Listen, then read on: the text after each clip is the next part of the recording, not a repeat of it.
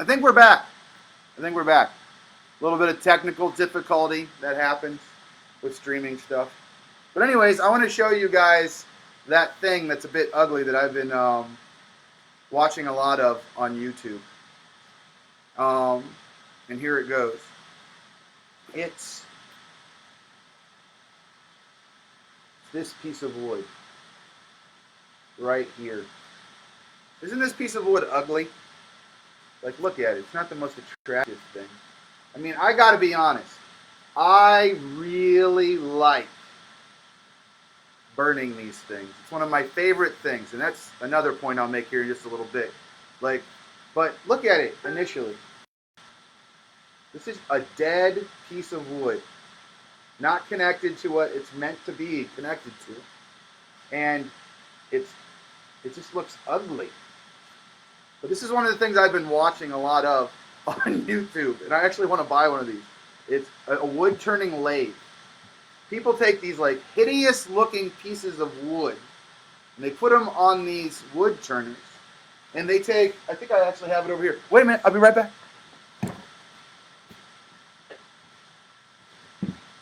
They take things that look like these chisels, and a lot of times they're bigger than this, and these pieces keep spinning and spinning on this lathe really fast, and they put it up here, and it gets smoother and smoother and smoother. And then it turns into something beautiful, all because somebody found an ugly, bad-looking, dead piece of wood and brought it to the lathe.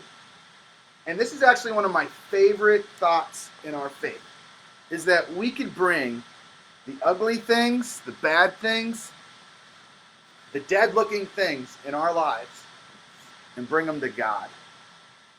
And God does something with them. Even the things that we're afraid of. And God does different things with the stuff that we bring to Him. That ugly piece of wood that I just showed you, I really want to get a lathe. I've seen that they cost like around $200. Maybe it can happen in the next 6 months. But we'll see. We got to save some money up, but maybe even more now. But one of my favorite thoughts in our faith is that God can use bad things for the good. So I want to read a Bible passage to you guys for a moment. This is one of my favorite Bible passages. And this is Acts chapter 12, 1 through, and I always say in middle school, whatever I want to read to. But I think it's 17 or 18 this morning. And this is what it says. It was about this time that King Herod arrested some who belonged to the church, intending to persecute them. He had James, the brother of John, put to death with the sword. When he saw that this pleased the Jews, he proceeded to seize Peter also. This happened during the Feast of Unleavened Bread. After arresting him, he put him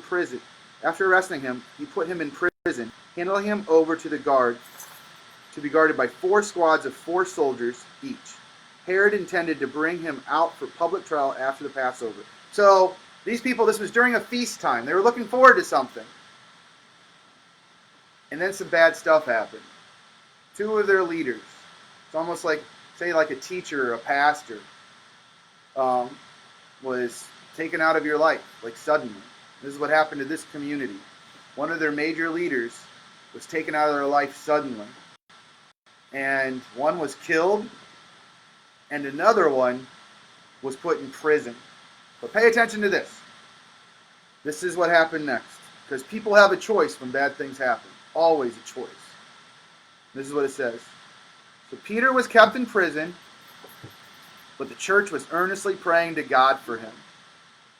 The night before Herod was to bring him to trial, Peter was sleeping between 2 soldiers, bound with 2 chains, and sentries stood guard at the entrance. Those are types of soldiers. Suddenly, an angel of the Lord appeared, and a light shone in the cell. He struck Peter on the side and woke him up. "Quick, get up!" he said, and the chains fell off Peter's wrists. Then the angel said to him, "Put on your clothes and sandals." And he did so. "Wrap your cloak around you and follow me," the angel told him. Peter followed him out of the prison, but he had no idea that what the angel was doing was really happening. He thought he was seeing a vision. They passed the first and second guards and came to the iron gate leading to the city. It opened for them by itself, and they went through it. When they had walked the length of one street, Suddenly, the angel left him. So pay attention to this. Bad things are happening. The church responded by connecting with God through prayer. And then the miraculous happened. And then pay attention to what they got to see. Because the church didn't know this yet. This miraculous thing was happening because of their prayers. But the church did not know it yet. Pay attention to this. Then Peter came to himself and said, "Now I know without a doubt that the Lord sent his angel and rescued me from Herod's clutches and from everything the Jewish people did." When this had dawned on him, he went to the house of Mary, the mother of John, also called Mark, where many people had gathered and were praying. Peter knocked at the outer entrance, and a servant girl named Rhoda, it says her name, a servant girl named Rhoda came to answer the door. When she recognized Peter's voice, she was so overjoyed, she ran back without opening it and exclaimed, "Peter is at the door!" So the miraculous was at the door. She was so excited, she didn't even answer the door.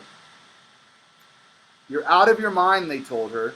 When she kept insisting that it was so, they said, "It must be his angel." So they're trying to, even find excuses about the miraculous happening, even though they were praying, most likely, for the miraculous to happen.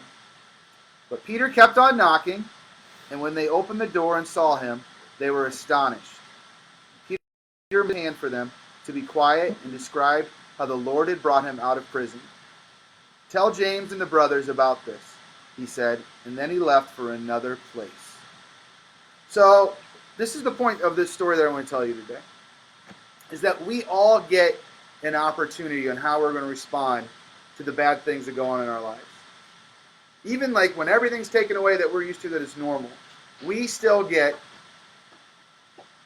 an opportunity of how we're going to respond. And for these people, because they responded to drawing near to God together, they were together to be able to see the miraculous happen. This is what I'm going to tell you guys today. There's different ways that you can respond to this. For some of you, like today, one of the ways that you can respond is to do nothing. Just do your normal. And that's what you're going to see, is your normal. But for some of you today, you're going to take some challenges in this season of your life, and you're going to draw near to God in different variety of ways. And you're going to see God do good things in ways that you wouldn't have seen him do them because this type of challenge is happening in your life right now. It's, once again, one of my favorite thoughts. God does good things with bad stuff all the time. Some of my most cherished memories are ingrained in my mind now because of a bad season I was going through. Even the story I told you before about somebody hiding in our backyard from the police. And I was scared because he was walking towards me when I first walked outside the door in the dark, and I closed my door really quick. That's a good memory now because of how my wife responded to it. Maybe some of you have watched that movie. I think it's called Unbreakable. I might be getting the name of the movie wrong, but you'll know what I'm talking about. It's about a World War II soldier that was taken by the enemy, and they just were mean to this dude. He had all of the enemy had all of the fellow soldiers come up, but and just take turns hitting him. Can you imagine your friends or family being forced to come up to you and just be hitting you one at a time? But one of the scenes in the movie that captures more than anything else, it's probably one of the harder things I saw him do physically, besides getting hit over and over again by a company of his fellow soldiers, is that the enemy lead soldier made him put a piece of wood over his head. If I remember correctly, he threatened him that if you drop this, we're going to shoot you.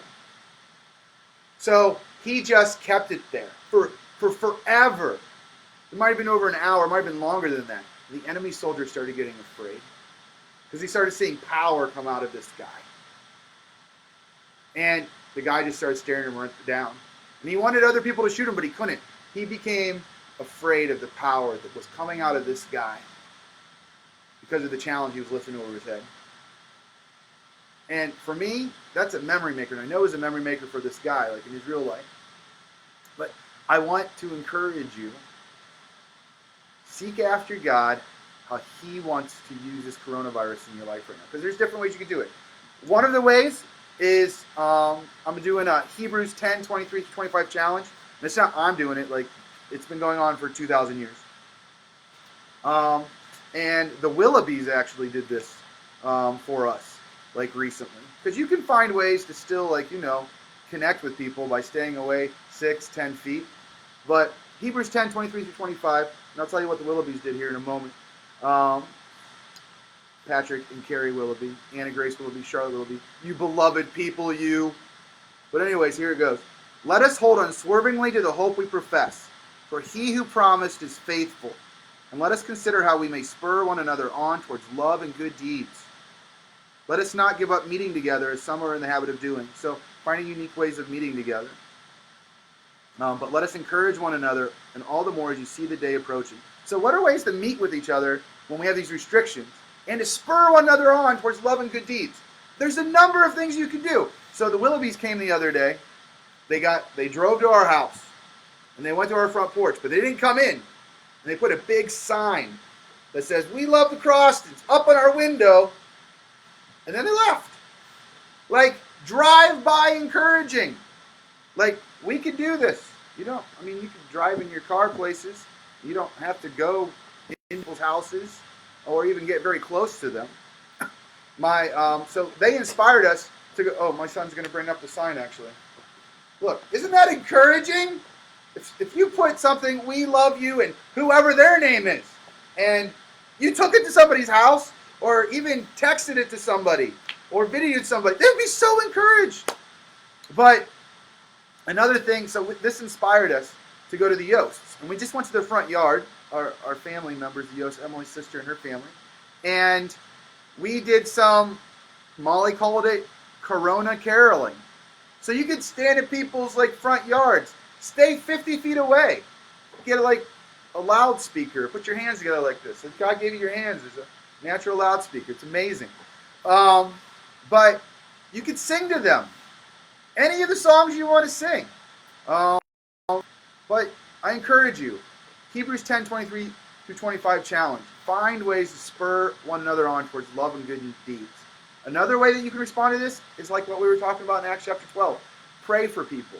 When we pray for people, like in unique ways, we see differently. So you can start praying for one of the nursing homes that's close to your house. You can pray for the governor or people that are making decisions right now. You can pray for your family members or your friends. You can pray for the older people in your life. You can ask your family how they prayer right now. But I encourage you, pray for the people around you. You could send even little cards. Maybe with Lysol it before you do it. But send them to the local nursing home that's next door. Well, we have a next door one that's down here. That's why I'm saying that. But maybe it's across town. Maybe a hospital. But let people know that you're praying for them and pray for them. You will see differently. And many times, God starts doing the miraculous through our prayers. And then we have to wait until it comes knocking on our door sometimes to see it. So I encourage you, pray for the people around you. Don't just go internal and just look at yourself and your own fears. Make a list even today. Put it up on your house of the different people you're going to pray for. And keep adding on to it. Pray for people. And then the third thing that you can do is this serious time, because this is a serious time we're living in, can turn into opportunities to talk about serious things. So I want to encourage you guys to talk about serious things with people. You don't have to all the time, but because of the different, what's the new norm now, and it's because of a disease, and people have been dying, it brings a sense of seriousness to the world we live in. It's always been there, but seriousness can lead us and inspire us talk about serious things. And I want to encourage you to pray for opportunities to talk about serious things, and especially the most serious thing. That God sent a serious gift for a serious problem to the earth. God sent His only begotten Son, Christ Jesus, to die a very serious death and to live a very serious life. For that thing that was separating us from God.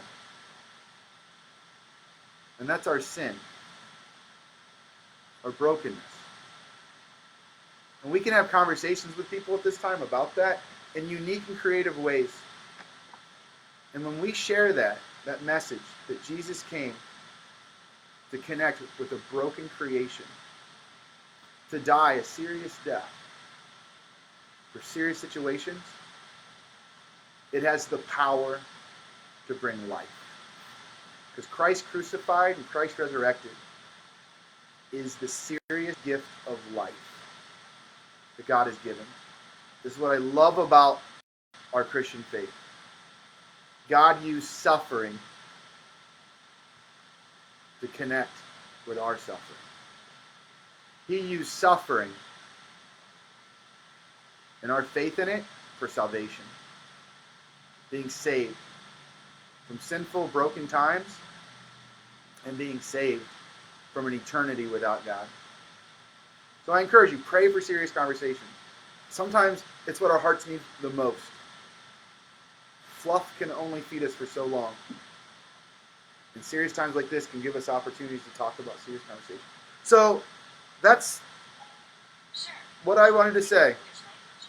Oh, Siri is wanting to talk in different languages. But anyways, once again, my last question today before I leave you guys. How does God want you to respond to the coronavirus? Because there's people in your life that are being impacted in one way or another. Maybe even people you don't know that you're seeing on TV. That Governor DeWine would really get some encouragement. If you send me emails, we're praying for you, Governor DeWine. Pray for opportunities every day when you wake up. Put it in your kitchen, on the refrigerator. God, show me how to use these times for you. So that's all that I want to say. Thanks for joining us today. We have a YouTube channel also, the First Friends Youth. It's called FFC Student Ministries. We're putting there's a youth group video that we already put on there, Mark and I did earlier, but you can check that out, FFC Student Ministries. I'll put the questions on a little bit later that we had for small groups. And with that being said, this is what we always end middle school with. Nobody told you they loved you today. I love you. And Jesus loves you more. Have a good day. You'll probably be hearing from me again soon.